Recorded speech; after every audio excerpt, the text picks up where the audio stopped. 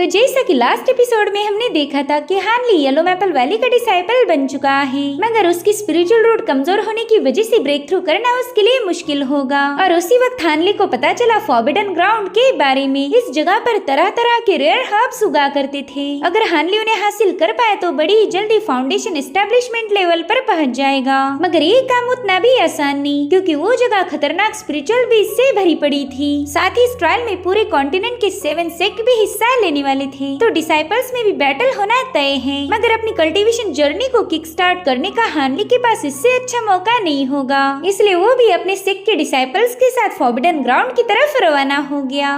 अब आगे तो इस एपिसोड की शुरुआत उसी सीन से होती है जहाँ पर सभी डिसाइपल्स फॉरबिडन ग्राउंड के ओपन होने का इंतजार कर रहे थे। तभी हानली की नजर पड़ी मिस हान पर, जिससे वो मार्केट में मिला था। अब वो दोनों एक दूसरे से बात कर पाए इससे पहले स्पिरिचुअल बीस्ट माउंटेन का एल्डर उन्हें घूरने लगा। तभी एल्डर जियोंग हानली को बताने लगे कि ये बंदा थोड़ा सा टेढ़ा है। सिर्फ वही नहीं, यहाँ पर काफी सारे कल्टिवेटर ऐसे हैं कि जो ची कंडेंसेशन वाले बंदों को परेशान करना पसंद करते हैं। ये फेंग्यून तो सबसे ज्यादा बेरहम है, और वो जो बंदा सांपों को यूज करके लोगों को डरा रहा है, उसने खुद के फायदे के लिए अपनी पूरी फैमिली को ही खत्म किया था। तब तक वहाँ पर मास्क मून सेक्ट की लीडर नी चांग अपने डिसाइपल्स के साथ पहुंच गई। वेल ये सेक्ट सबसे ज्यादा मिस्टीरियस और टफ था। तभी हानली उन डिसाइपल्स में एक बंदी को देखता है जो कि इमॉर्टल असेंशन असेंबली में एक एल्डर थी, मगर आज वो यहाँ पर एक मामूली सी कल्टीवेटर बन के आई है। भले ये बात रूल्स के खिलाफ थी, मगर हानली ने इस बात का एल्डर जियांग के सामने बिल्कुल भी जिक्र नहीं किया। अब अगले ही दिन 7 सेक्ट के एल्डर्स अपनी पावर्स को कंबाइन करते हुए ब्लड फॉरबिडन ग्राउंड को ओपन कर देते हैं। वो एरिया ओपन होते ही सभी डिसाइपल्स बड़ी ही तेजी से उसमें दाखिल होने लगे, लेकिन हानली को किसी बात की कोई जल्दी नहीं थी। वो पोर्टल में एंटर करते ही खुद को समझाता है कि उसने सोच समझकर सारी प्लानिंग करनी है। साथ ही साथ वो किसी से बेवजह पंगे नहीं लेना चाहता था। हानली अब ड्रैगन पॉन्ड के इलाके में पहुंच गया। वहाँ जाते ही वो कुछ हर्ब्स कलेक्ट करना शुरू कर देता है, मगर तभी उसे किसी के आने की आहट हुई, इसलिए हानली तुरंत ही छुप गया। हानली देखता है कि वो बंदा ग्रास कलेक्ट करने में बिजी है, और तब स्पिरिचुअल बीस्ट माउंटेन के 2 disciples poisonous cold ice toad से उस बंदे को वहीं पर खत्म कर देते हैं। हानली उनकी बातों से ही समझ गया कि ये लोग स्पिरिचुअल बीस्ट माउंटेन से बिलोंग नहीं करते, ये तो बस कोई पेशेवर कातिल थे। अब थोड़ी देर उस फॉरबिडन ग्राउंड को एक्सप्लोर करते हुए हानली को कई सारे कल्टीवेटर्स की लाशें मिल गई, जिससे वो कंफर्म हो चुका था कि ये जगह बहुत ही ज्यादा खतरनाक है। साथ ही साथ एक कल्टीवेटर के पास से हानली को सिल्क थ्रेड का ट्रेजर मिल गया, जो कि उसे इस जर्नी में काफी ज्यादा काम आएगा।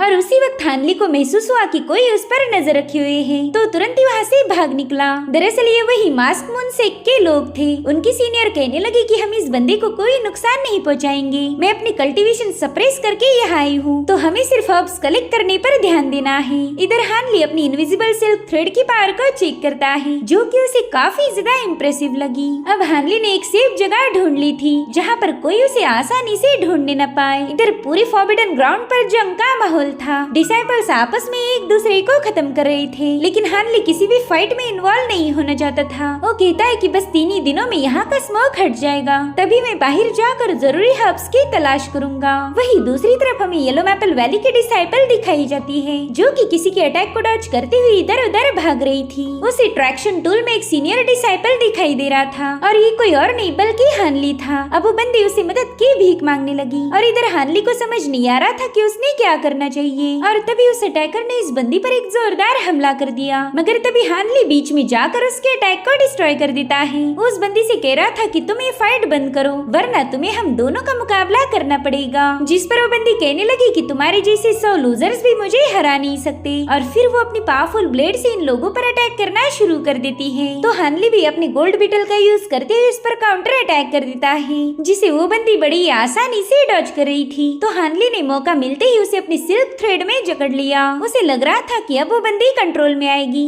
लेकिन ऐसा नहीं होता। उसने तो अपनी पावर्स का यूज करते हुए इन सारे थ्रेड्स को डिस्ट्रॉय कर दिया। अब वो हानली पर अटैक करने के लिए आगे बढ़ ही रही थी कि तभी हानली एक बार फिर से उस पर हमला कर देता है। हालांकि उस बंदी ने अजूर मिरर को एक्टिवेट किया, जो कि उन सारे गोल्ड बीटल्स को होल्ड करने लगी। तो हानली अपनी सोड और दूसरी बंदी अपनी फायर पावर का यूज करके अजूर मिरर को ब्रेक कर देते हैं। इन दोनों की पावर की वजह से वो बंदी काफी पीछे ढकेली गई थी। तब तक हानली हानली एक बार फिर से उस पर अपनी गोल्ड बीटल रिलीज कर देता है, मगर उस बंदे ने क्रिस्टल बॉल का यूज करते हुए अपने आसपास बहुत ही स्ट्रॉन्ग शील्ड बना दी। उस शील्ड के सामने तो हानली के गोल्ड बीटल भी फीके पड़ गए थे। वो लड़की कहती चलो अब अटैक करने की बारी मेरी है, मगर तभी पीछे से उस पर हमला हो गया। वेली अटैक किया था फेंग्यून नाम के बंदे ने, जो कि हेवनली इंपीरियर फोर्टिस से का डिसाइपल था। अब फेंग्यू उस बंदी का ट्रेजर कलेक्ट कर पाई, इससे पहले हानली ने उस पर फायर अटैक करके उस क्रिस्टल बॉल को हासिल कर लिया। ये देखकर तो फेंग्यू काफी ज्यादा भड़क गया था, तो अब वो भी अपनी फ्लाइंग स्वॉर्ड से इन लोगों पर हमला करना शुरू कर देता है, जिसमें हानली की जूनियर डिसाइपल एक ही सेकंड में मारी गई। जो देखकर हानली ने भी अपनी गोल्ड बीटल का यूज करते उस बंदे के साथ फाइट बैक शुरू कर दी, जिसे वो बंदा येलो पैरासॉल का यूज करके काउंटर करने लगा। वेली अम्ब्रेला एक बेहतरीन शील्ड के साथ साथ पावरफुल स्वॉर्ड जैसा भी काम करती थी। अब उन दोनों के दरमियान हमें जबरदस्त फाइट देखने को मिली। भले हानली के अटैक कितने भी पावरफुल क्यों ना हो, वो फेंग्यू के सामने फीका पड़ गया था। तो अब इस बंदे से निपटने के लिए हानली ने अपने थंडर बॉल्स का यूज किया। वो वहाँ पर कई सारे ब्लास्ट कर रहा था, मगर फेंग्यू सबको काउंटर करते हुए सीधा हानली पर कूद जाता है। वो कह रहा था कि तुम्हारे मामूली से वेपन्स मेरा कुछ भी बिगाड़ नहीं सकते। इधर हानली अपनी शील्ड की मदद से उसके अटैक को काउंटर कर रहा था, जिसके बाद मौका मिलते ही हानली ने वहाँ पर थंडर बॉल से जोरदार धमाका कर दिया। इस ब्लास्ट में हानली भी थोड़ा सा घायल हो गया था, मगर उसने फेंग्यू को जलाकर भस्म कर दिया। हानली देखता है कि वहाँ पर फेंग्यू के कुछ ट्रेजर पड़े हुए थे, जिन पर ब्लास्ट का कोई असर नहीं हुआ, जिनमें से एक है गोल्डन पेज और दूसरा था फेंग्यू का बूट, जिसे पहनते ही हानली की स्पीड काफी ज्यादा बढ़ गई थी। अब हानली खुद को संभाल पाई, इससे पहले दो डिसाइपल्स उसे देख लेते हैं। वे लोग ब्लास्ट की आवाज सुनकर ही यहाँ आए थे, मगर हानली भागते हुए तुरंत एक जगह जाकर छुप जाता है, जहाँ पर उसकी मुलाकात हुई मिस हान से।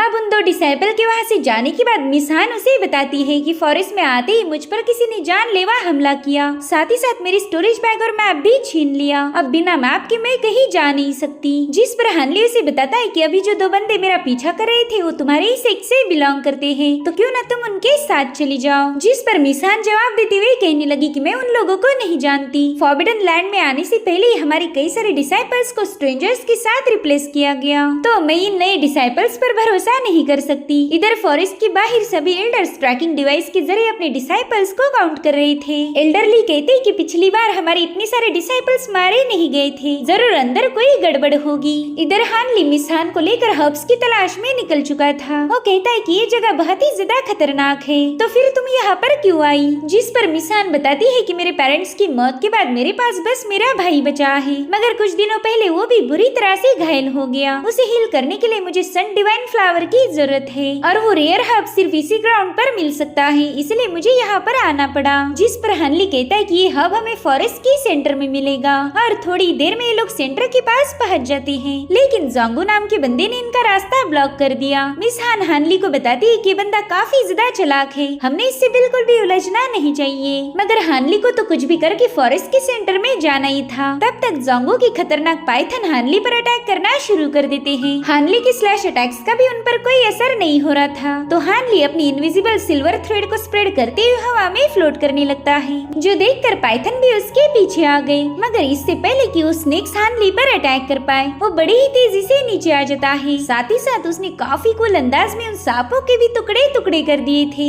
जो देख जोंगू काफी ज्यादा भड़क गया। वो कहता है कि तुमने मेरी स्पिरिचुअल पाइथन को मार दिया, और तुम्हारी हिम्मत तो देखो, यहाँ पर मेरा मुकाबला करने चले आए। क्या तुम्हें पूरा यकीन है कि तुम मुझे हरा पाओगी। वहीं पर मिस हान उससे रिक्वेस्ट कर रही थी कि प्लीज हमें यहाँ से जाने दो, हम तुम्हारे साथ बिल्कुल फाइट नहीं करना चाहते। लेकिन वो बंदा उनकी एक नहीं सुनता। वो कह रहा था कि अगर आगे जाना है तो मेरे साथ फाइट करो। और तभी उसकी नजर पड़ी हानली ने पहने हुए बूट्स पर। वो कहता है कि ये तो फेंग्यू के बूट्स हैं, मगर ये उसने तुम्हारे हवाले क्यों किए। जिस पर हानली कहने लगा कि तुम तो ये अच्छे से जानते होंगे कि फेंग्यू ऐसा बंदा नहीं जो अपने ट्रेजर लोगों में बांटता फिरे। ये सुनकर जोंगू थोड़ा सा शॉक हो गया। वो कहता है कि मुझे तो अभी भी यकीन नहीं हो रहा कि तुम्हारे जैसा लूजर फेंग्यू को मार पाया। तो हानली भी अपनी तलवार उस पर रेस करते हुए कहने लगा कि चलो फिर मुझे चैलेंज करो, मगर जोंगू इसके लिए तैयार नहीं था। वो तुरंत ही अपना रंग बदलते हुए कहने लगा कि देख भाई, मुझे नहीं लगता कि हम दोनों ने फाइट करनी चाहिए, इससे अच्छा तो हमारे जैसे पावरफुल लोगों ने एक दूसरे की मदद करनी चाहिए। एक्चुअली इस जगह का मैप सबके पास अलग अलग है। इतना ही नहीं, ग्रेड 7 सेक्ट के पास भी यहाँ का पूरा नक्शा अवेलेबल नहीं है, तो मैं बस तुम्हारे मैप को देखना चाहता हूँ, और बदले में तुम भी मेरे मैप को चेक कर सकते हो। इसलिए बड़ी ही मुश्किल के बाद इन लोगों ने थोड़ा सा भरोसा करके एक दूसरे के मैप चेक किए, और वाकई वो काफी ज्यादा अलग थे। बाद में जोंगू ने भी इन दोनों दोनों को फॉरेस्ट के सेंटर में जाने दिया।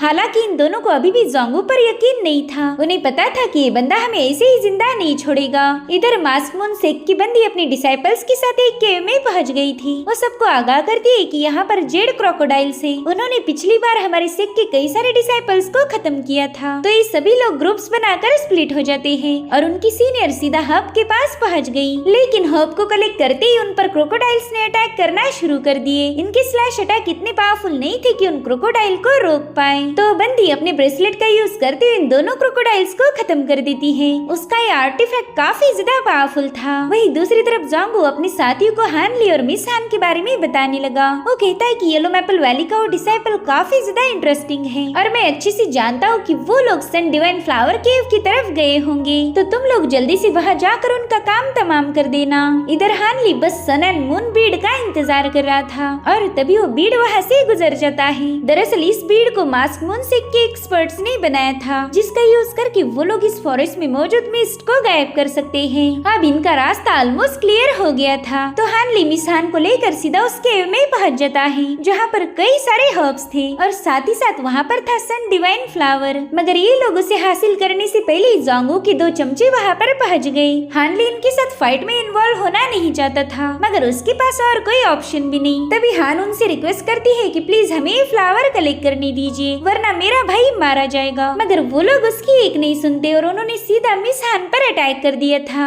मगर हानली ने बड़ी ही तेजी के साथ उनके अटैक को डिस्ट्रॉय कर दिया। अब उन लोगों के पास पॉइजनस डार्ट थे, जो देखकर मिस हान कहती है कि ये हमारे सेक्ट के लोग हो ही नहीं सकते। हमारे सेक्ट का कोई भी डिसाइपल पॉइजन टेक्निक को यूज नहीं करता। जिस पर वो बंदे कहते हैं कि तुम दोनों भी कुछ ही पलों के मेहमान हो, तो हम कौन है ये जानने की कोशिश मत करो। और तभी हानली ने फायरबॉल से इन पर अटैक करना शुरू कर दिए। वो लोग भी हानली के हर एक अटैक को काउंटर कर रहे थे, लेकिन हानली के फायरबॉल के सामने उनकी एक न चली। और फिर क्या, थोड़ी देर में वो दोनों भी मारे जाते हैं। साथ ही साथ सन डिवाइन फ्लावर भी इन लोगों ने कलेक्ट किया था। मिस यूजी हान तो ये सब देखकर काफी ज्यादा खुश हो गई। अब वो इस जर्नी को कंटिन्यू नहीं करना चाहती थी, क्योंकि उसे पता है कि वो खुद के साथ साथ हानली को भी फंसा देगी। इसलिए वो हानली का शुक्रिया अदा करके वहाँ से वापस जाने का फैसला लेती है। हानली भी उसकी मदद करके काफी ज्यादा खुश था। इधर हानली को अभी भी कुछ हर्ब्स की तलाश थी, जिसमें है स्पिरिचुअल डिवाइन फ्रूट और चार्ल्स डनी मशरूम। इसीलिए वो स्टोन हॉल की तरफ रवाना हो गया। उसी एरिया में मास्क मून क्लैन के लीडर भी पहुंच चुकी थी। इधर हानली स्टोन हॉल को एक्सप्लोर कर ही रहा था कि तभी उसे किसी की आहट हुई, इसलिए वो तुरंत ही हॉल में छुप जाता है। उसी हॉल में जोंगू भी मौजूद था। वेल, इसका प्लान है इन सभी लोगों को इसी हॉल में ट्रैप करके खत्म कर देना। वही दूसरी तरफ हानली उस जगह पहुंच गया जहाँ पर वो स्पिरिचुअल ट्रेजर रखा हुआ था, लेकिन इन लोगों के होते हुए वो इस ट्रेजर को हासिल नहीं कर सकता, इसलिए वो छुपकर इन सबको नोटिस करने लगा। इधर सभी डिसाइपल्स ने फॉर्मेशन सेटअप कर दिए थे, मगर तभी वहाँ पर एक बहुत बड़ा पाइथन इन पर अटैक करने लगा, जिससे ना ही इन लोगों की फॉर्मेशन रोक पा रही थी और ना ही उस बंदी का ब्रेसलेट। वहीं पर हानली को पूरा यकीन था कि ये ब्लैक स्केल पाइथन नहीं हो सकता, इसी वजह से तो ये लोग इसे आसानी से मार नहीं पा रहे। तब तक उस एरिया के पास जोंगू भी पहुंच जाता है। वो एक टेलिस्मान के जरिए उस एरिया को पूरी तरह से सील कर चुका था, ताकि ये लोग बाहर ही ना आ पाए। वही दूसरी तरफ वो बंदी अपने डिसाइपल्स को बता रही थी कि ब्लैक स्केल पाइथन नहीं बल्कि ब्लैक ड्रैगन है, हमें इससे बच के रहना होगा। और तभी वो ब्लैक ड्रैगन इन पर अटैक करना शुरू कर देता है, जो कि इतना ज्यादा खतरनाक था कि इनकी शील्ड भी तुरंत ही ब्रेक हो गई।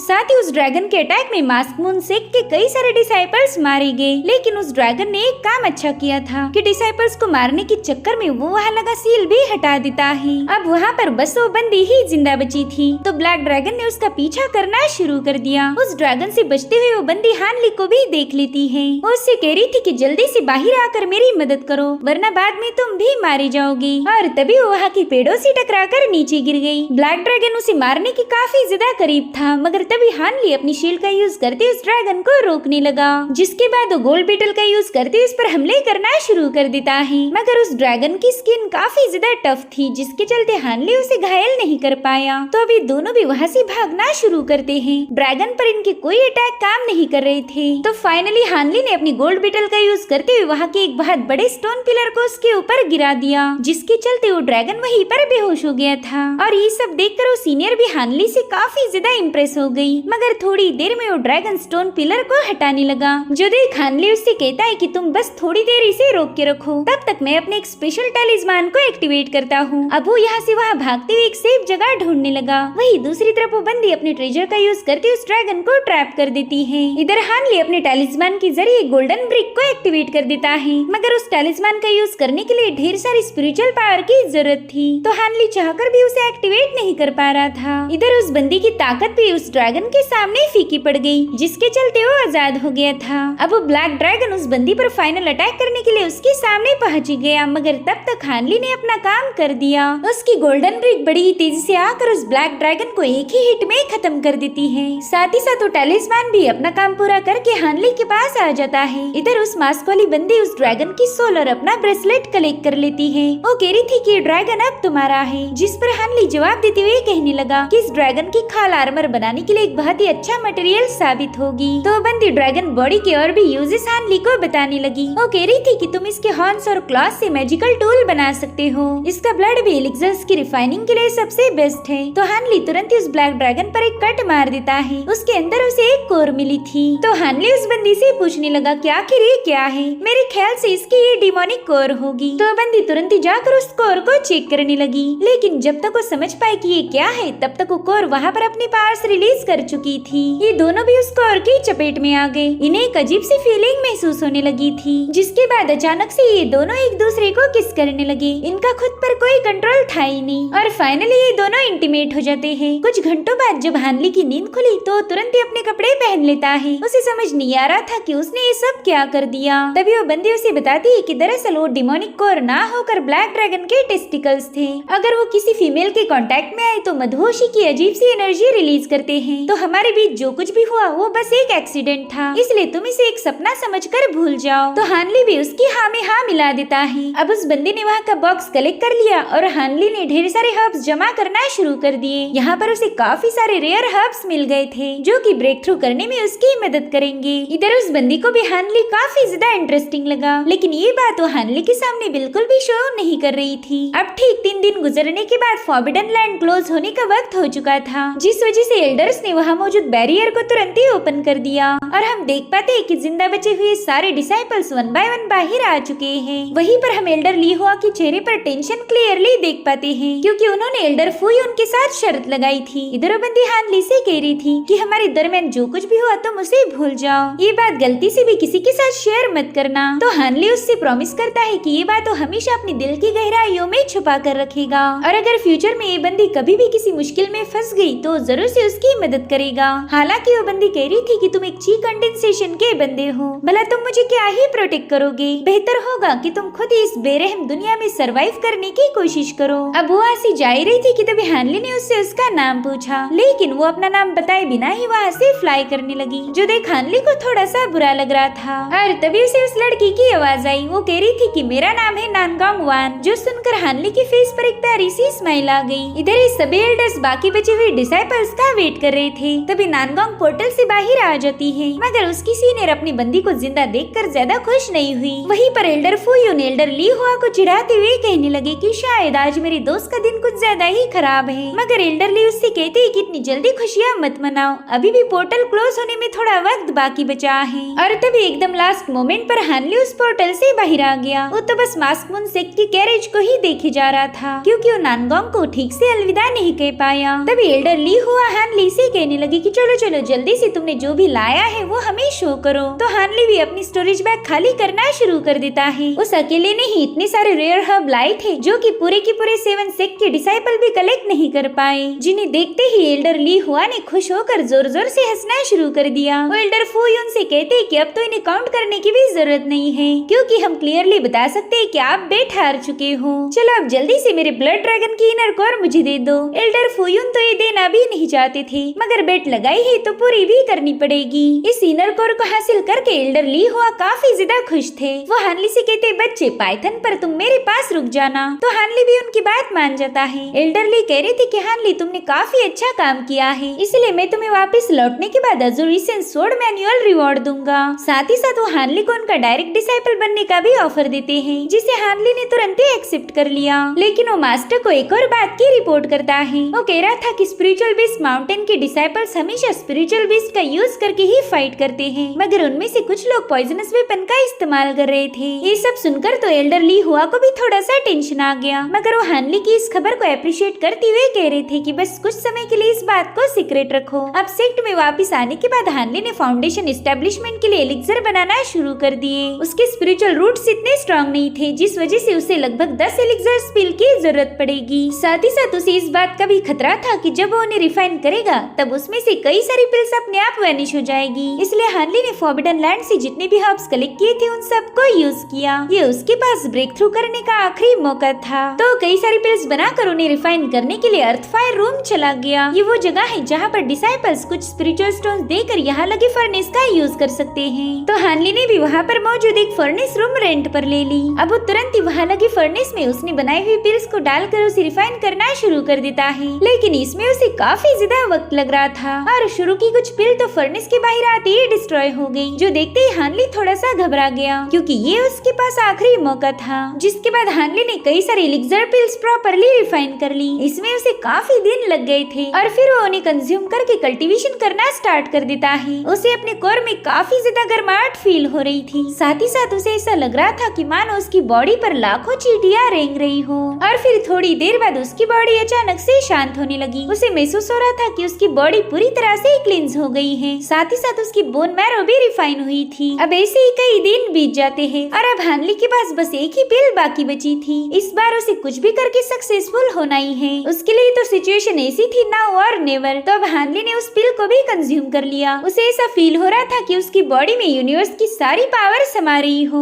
और तभी एक पावरफुल वेव उसकी बॉडी से रिलीज हो जाती है, जिससे तो वहाँ मौजूद गार्ड भी थोड़ा सा डर गया था। इधर हानली ने फाइनली फाउंडेशन एस्टेब्लिशमेंट लेवल पर ब्रेक थ्रू कर लिया था, मगर अचानक से ही हानली बेहोश हो गया। वो काफी दिनों से एक ही जगह पर बैठा हुआ था। साथ ही साथ उसने काफी सारे पिल कंज्यूम करने की वजह से उसकी स्पिरिचुअल एनर्जी भी लीक होने लगी थी। तो जल्दी से अजुरिसन सोर्ड मैनुअल को बाहर निकाल कर उसकी कल्टीवेशन मेथड का यूज करने लगा। सिर्फ यही एक ऐसी मेथड है जिसका यूज करके बॉडी में स्पिरिचुअल एनर्जी का सप्लाई तेजी से हो सकता था। तो हानली उस मैनुअल को स्टडी करते हुए उसकी चारों लेवल को मास्टर कर लेता है। उसके ऐसा करते ही उसकी खोई हुई सारी एनर्जी वापस हासिल हो चुकी थी। अब हानली तुरंत ही उस फायर रूम से सीधे अपने सेक्ट में वापस चला गया। तभी उसकी मुलाकात हुई एल्डर वू से। वो कह रही थी, हानली आज के बाद तुम मुझे एल्डर नहीं बल्कि बड़े भाई बुलाओगे। तुमने तो बड़ी ही जल्दी फाउंडेशन एस्टेब्लिशमेंट लेवल पर ब्रेक थ्रू किया। साथ ही साथ मास्टर ली हुआ कि भी तुम डिसाइपल बने हो। मगर हानली कभी खुद क्रेडिट नहीं लेता। वो कहता है, बड़े भाई मेरी बस किस्मत अच्छी थी इसलिए ये सब हो पाया, लेकिन मेरी स्किल्स अभी भी वीक है। मैंने बस अजुर सोर्ड मैनुअल के 4 लेवल ही मास्टर किए हैं। जिस पर एल्डर वो बता रहे थे कि अजुर सोर्ड मैनुअल खासकर इमॉर्टल्स का बुक है। आमतौर पर हमारे डिसाइपल बस इसके 3 लेवल तक ही सीखते हैं, क्योंकि चौथी लेवल तुम्हारी बॉडी की स्पिरिचुअल एनर्जी को ड्रेन करेगी। साथ ही साथ वो मैनुअल कंप्लीट भी नहीं है, उसका आधा हिस्सा मिसिंग था। अगर वो आधा हिस्सा तुम्हें मिल जाए तो तुम्हारी पावर्स बाकी डिसाइपल के मुकाबले काफी ज्यादा बेहतरीन होगी। तो हानली सीनियर वो की गाइडेंस के लिए उनका शुक्रिया अदा करके सीधे सेक्ट लीडर के पास पहुंच गया। सेक्ट लीडर तो हानली की बहुत ज्यादा तारीफ कर रहे थे। वो कहते हैं कि तुमने फॉरबिडन ग्राउंड से सबसे ज्यादा हर्ब हासिल किए। साथ ही साथ तुम्हारी स्पिरिचुअल रूट कमजोर होकर भी तुमने फाउंडेशन बिल्ड किया। ऐसा मिरेकल हजारों सालों में कोई एक बंदा ही कर पाता है। जिस पर हानली उनका शुक्रिया अदा करते हुए कहने लगा कि सीनियर मेरी तो बस किस्मत अच्छी थी। तो मास्टर हानली को कुछ फ्लैग्स देकर कहने लगे कि येलो मैपल वैली के फॉर्मेशन फ्लैग्स है। तुम कोई भी लोकेशन चूज करके वहाँ अपनी केव बना सकते हो और ये फ्लैग्स तुम्हारी केव को प्रोटेक्ट करेंगे। साथ ही एक अच्छी केव ढूंढने में स्पिरिचुअल बीस्ट काइलिन तुम्हारी मदद करेगा। तो हानली तुरंत ही अपनी केव ढूंढने निकल पड़ा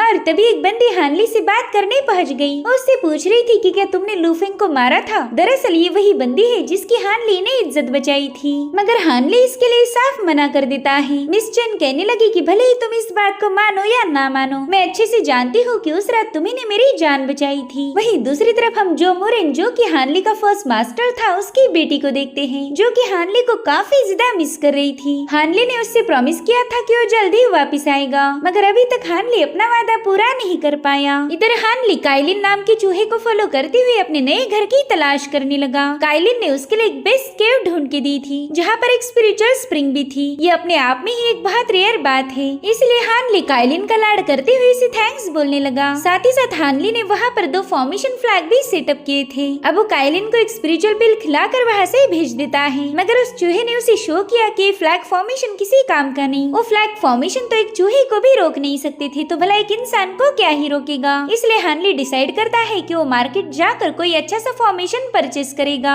ताकि वो अपनी केव को प्रोटेक्ट कर पाए। तो हानली बॉर्डर टाउन में पहुंच गया। वहाँ जाते ही उसे पता चला कि यहाँ का एक शॉपकीपर बहुत ही बेहतरीन से फॉर्मेशन सेल करता है, मगर उसे मिलेनियम हब की तलाश थी और वो हब इतना ज्यादा रेयर है कि आज तक कोई भी उसकी डिमांड पूरी नहीं कर पाया। तो हानली भी उसी शॉप में चला जाता है। वो कह रहा था कि मैंने तुम्हारी काफी तारीफें सुन रखी है कि तुम हेवनली स्टार सेट की फॉर्मेशन मास्टर हो, मगर तुम्हारी एज एक फॉर्मेशन मास्टर से बिल्कुल भी मैच नहीं करती। वेल, इस बंदे का नाम था युनशाओ। वो हानली से कहता है कि ये बात तो मैं भी बोल सकता हूँ, तुमने भी तो बहुत ही कम एज में फाउंडेशन एस्टेब्लिशमेंट स्टेज पर ब्रेक थ्रू किया है। वेल, कल्टीवेशन की दुनिया ही अजीब है, यहाँ पर कब क्या हो जाए इस बात की कोई गारंटी नहीं। अब हानली सीधा मुद्दे पर आ गया। वो कह रहा था कि तुम्हें देखकर लगता ही नहीं कि तुम बीमार हो। मेरे ख्याल से तुम्हें मिलेनियम हब किसी और के लिए चाहिए। खैर, मेरे पास वो हब है और बदले में मुझे एक पावरफुल फॉर्मेशन की तलाश थी। युनशाओ देखता है कि वाकई हानली के पास वो रियल हब था, मगर हानली दोबारा से अपना हब वापस ले लेता है क्योंकि युनशाओ के पास वैसा फॉर्मेशन ही नहीं जिसकी हानली को तलाश है।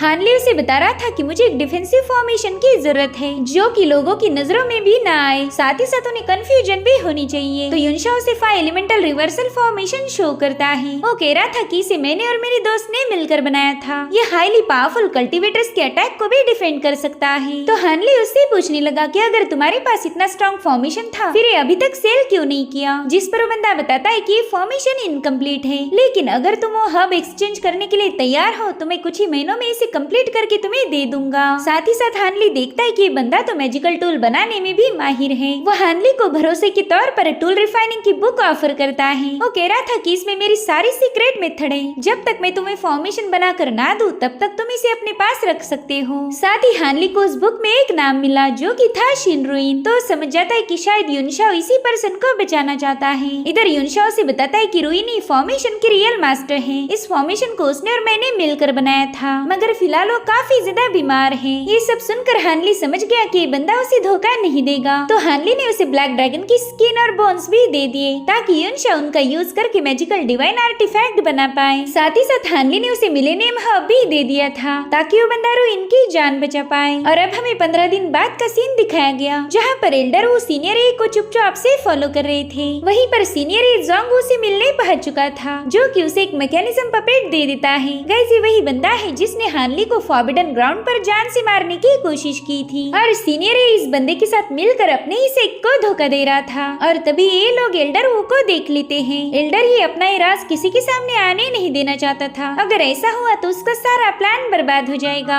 इसलिए वो तुरंत ही अपने मैकेनिज्म के बने हुए लेपर्ड को उनके पीछे लगवा देता है। वही दूसरी तरफ हानली युनशाओ से मिलने पहुंच चुका था। युनशाओ ने ब्लैक ड्रैगन के बॉडी पार्ट से काफी सारे डिवाइन आर्टिफैक्ट प्रिपेयर कर लिए थे जो देख हानली काफी ज्यादा इम्प्रेस हो गया। साथ ही युनशाओ भी मिलेनियम हर्ब्स के लिए हानली को थैंक्स बोल रहा था क्योंकि फाइनली उसकी गर्लफ्रेंड की जान अब खतरे से बाहर थी। साथ ही वहाँ पर हानली को एक शील्ड टैलिस्मान भी मिल गया जो कि युनशाओ ने किसी और के लिए बनाया था, लेकिन वो बंदा कभी उसे वापस लेने आया ही नहीं, इसलिए युनशाओ ने वो शील्ड टैलिस्मान हानली को गिफ्ट किया। इस टैलिस्मान की मदद से वो फॉर्मेशन को रिचार्ज भी किया जा सकता था, जिसके बाद हानली ब्लैक ड्रैगन के क्लॉ और फिन से बने हुए आर्टिफैक्ट को बाहर निकाल लेता है जो कि एक डिवाइन विंड बोट थी। ये इतनी ज्यादा तेज थी कि हवा से भी बातें करे। तो हानली इसकी सवारी करके काफी ज्यादा खुश हो गया और उसी वक्त हानली को एल्डर ए के छोड़े हुए डिमोनिक पपेट नजर आए जो कि सीनियर वो का पीछा कर रहे थे। एल्डर ए उनसे कह रहा था कि अब तुझे सब कुछ पता चल चुका है तो तुझे मारने के अलावा मेरे पास और कोई चारा नहीं। सीनियर वो चाहकर भी इस पपेट के आर्मीज का अकेले मुकाबला नहीं कर सकता था और इसी दरमियान ये ने उस पर पावरफुल अटैक कर दिया। वो कहता है कि इतने सालों से तू मेरी आंखों में चुभ रहा था और आज फाइनली मुझे तुझे मारने का मौका भी मिल गया। जिस पर सीनियर वो कहने लगे कि मेरे जैसे नेक बंदे हमेशा तेरी आंखों में चुभते आए हैं। जो सुनते ही एल्डर ये ने सीनियर वो पर एक जोरदार अटैक कर दिया जिसमें वो बुरी तरह से घायल हो गए, मगर तभी हानली ऊपर से उन पपेट्स पर अटैक करना शुरू कर देता है। एल्डर ये तो हानली को देखकर काफी ज्यादा भड़क गया। वो कह रहा था अच्छा हुआ कि तू आज खुद ही यहाँ मरने के लिए चला आया, जिसके बाद वो हानली पर भी हमले करना शुरू कर देता है जिन्हें हानली जैसे तैसे डॉज करने लगा। वहीं पर सीनियर वो हानली से कहते कि तुम जल्दी से यहाँ से सेक लीडर के पास चले जाओ, उन्हें बता देना कि मास्टर ये गद्दार है, वो स्पिरिचुअल बीस्ट माउंटेन सेक के साथ मिलकर कुछ बड़ी प्लानिंग कर रहा है। मगर हानली सीनियर वो को अकेला छोड़कर जाना नहीं चाहता था।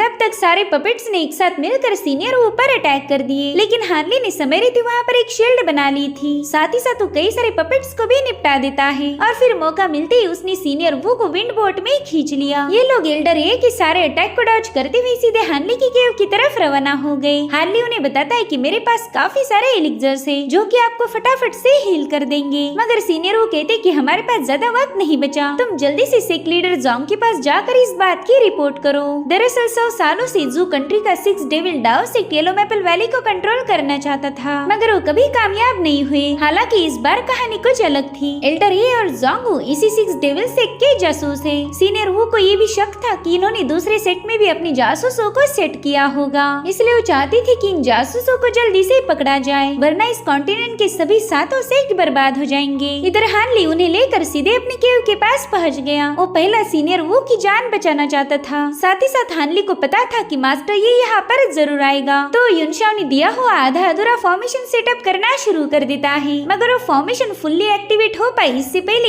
एक के पपेट वहाँ पर कूदने लगे, जो देखकर सीनियर वू कहते हानली तुम फॉर्मेशन को संभालो और तब तक मैं इनसे निपट लेता हूँ। जिसके बाद एल्डर वू ने अपनी बची हुई पावर का यूज करते हुए उन पपेट्स को डिस्ट्रॉय करना शुरू कर दिया। इधर हानली ने भी फॉर्मेशन को फुल्ली एक्टिवेट किया था, मगर तब तक सीनियर वो घायल हो गए, जो देख हानली काफी ज्यादा भड़क जाता है। उसने तुरंत ही अपनी सोड को स्पिन करते हुए उन पपेट्स को खत्म करना शुरू कर दिया, मगर वहाँ पर ढेर सारे पपेट्स थे, जिनसे निपटने के चक्कर में हानली सीनियर वू को एलिक्सर भी नहीं दे पाया। वो सीनियर वू को उठाने की कोशिश करने लगा, लेकिन तब तक ये भी वहाँ पर आ जाता है। वो कह रहा था कि तेरा ये फॉर्मेशन इनकम्प्लीट है, तो तू मुझे बिल्कुल भी रोक नहीं सकता। बच्चे आज तो तुझे मेरे हाथों मरना ही होगा। जिस पर हानली कहता है कि ये इलाका येलो मैपल वैली का है, क्या तुझे डर नहीं लग रहा कि यहाँ के एक्सपर्ट तेरी हकीकत जान जाएंगे? लेकिन ये को पूरा यकीन था कि वो हानली को मार के इस मैटर को यहीं पर दफना देगा, इसलिए वो अपने पपेट्स को हुक्म देता है कि जल्दी से जाकर इसके फॉर्मेशन को ब्रेक कर दो। तो उन पपेट्स ने फॉर्मेशन पर मुसलसल अटैक करना शुरू कर दिए, जिससे उस शील्ड पर क्रैक्स पड़ना स्टार्ट हो चुके थे। तो हानली अपने टैलिस्मान शील्ड से उस फॉर्मेशन को एनर्जी प्रोवाइड करने लगा, लेकिन वो हजारों पपेट्स के कंटिन्यूअस अटैक को रोक नहीं सकता था। लेकिन उतने में ही उन पपेट्स पर थंडर बरसना शुरू हो गए। दरअसल वहाँ पर एक बहुत ही पावरफुल एल्डर आ चुके थे, जिनका नाम है मास्टर ली, और ये कोर फॉर्मेशन स्टेज पर है। उन्होंने अपने थंडर स्ट्राइक से एक ही सेकंड में एक को निपटा दिया था, जिसके चलते एल्डर ए के सारे पपेट्स भी डीएक्टिवेट हो गए। तो हानली तुरंत ही उनसे बात करने चला जाता है।